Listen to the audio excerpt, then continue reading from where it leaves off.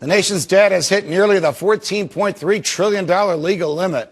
But somehow Treasury Secretary Tim Geithner says he's found the money to operate the government until August.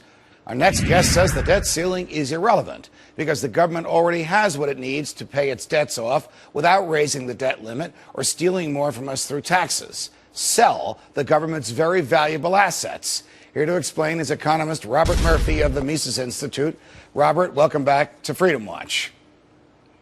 Thanks for having me, Judge. All right, so how would this work? Let's say that the Republicans suddenly return to the free market roots they once had and say in the House of Representatives, no, we're not going to raise the debt limit. And so that legislation doesn't even make its way to the Senate, and the government can't borrow any money, and it's running up against bills that are due, and it hasn't collected enough taxes to pay those bills. What would Professor Murphy have them do?